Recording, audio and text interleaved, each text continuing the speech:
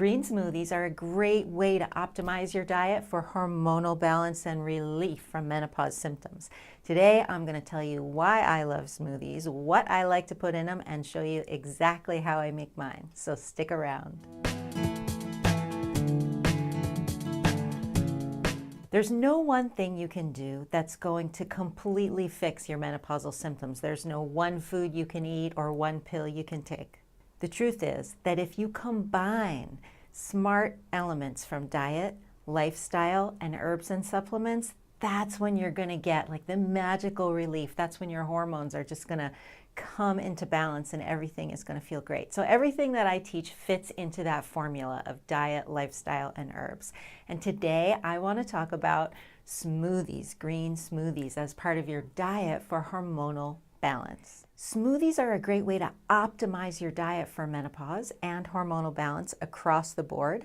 They're fast, they're easy, they're delicious, and they're a great way to get the special nutrients that you need when your hormones need a little extra help. Smoothies are an easy way to get a whole lot of servings of vegetables because a diet high in vegetables and fruits is cooling, soothing, anti-inflammatory, and really helps with hormonal balance. It can be hard to get in all those servings every day, but a smoothie's like, 4 servings, boom, done. Smoothies are also the great medium for herbs, superfoods, spices, protein, fiber, healthy fats. And in 5 minutes, I can make a big smoothie and I've got at least 2 meals or snacks. So they also help me make sure that I eat regularly throughout the day and avoid skipping meals. So what's in a smoothie? So the base of a smoothie is fruit, vegetable, and liquid. Put those together and you've got a great tasting smoothie that serves as a perfect base for all the other like superfoods and things that you want to put in there.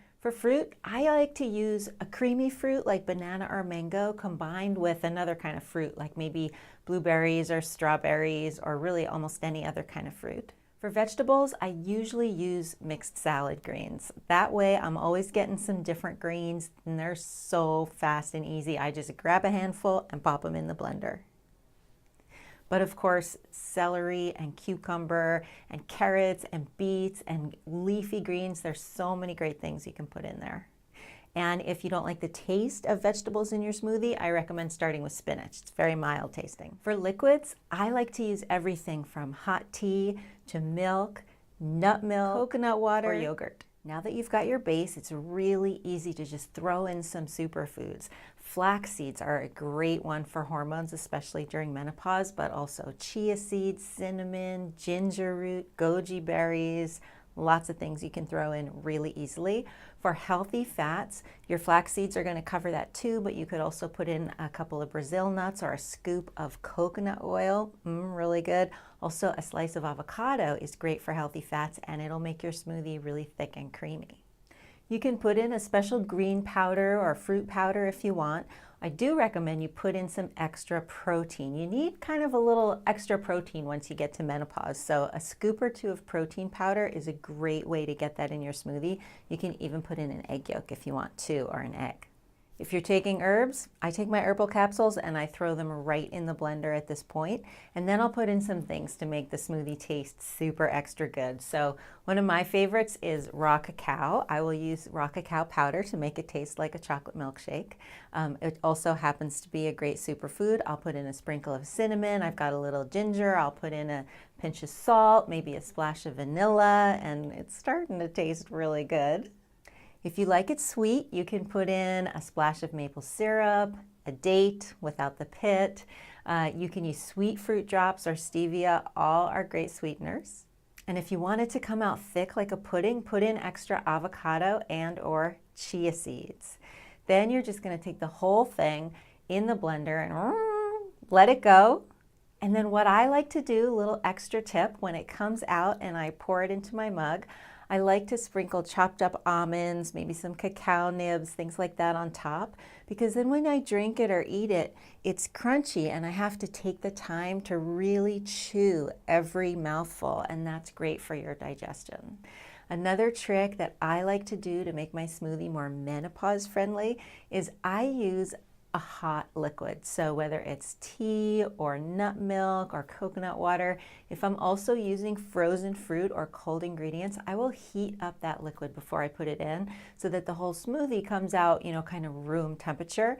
Because if you drink it really cold and icy, well, think about it. Your metabolism burns calories. Your metabolism is like a fire. And in Chinese medicine, your digestion is like a fire. And too much cold, icy food is going to put out that fire, decrease your metabolism, and make it a lot easier for you to gain weight or have bloating, poor digestion, all that kind of stuff. So I encourage you not to have like a super frozen smoothie, to warm it up somehow so it's more like room temperature. So that's a little Chinese medicine tip from me. I am Dana LaVoie, licensed acupuncturist and herbalist. I'm a women's wellness guide who specializes in helping women get through menopause easily using natural methods like diet, lifestyle, and herbs. You can find out more at danalavoielac.com, and I strongly encourage you to join me in my Facebook group, Menopause Basics. I'm also going to put below this video a link to a blog post that I did that has my smoothie recipe in it. So I hope you'll join me over there. There's some other great natural remedies for menopause in that post as well. If you have a question, just put it in the comments below. I'd love to hear from you. I'm Dana LaVoie, and I'll see you next time.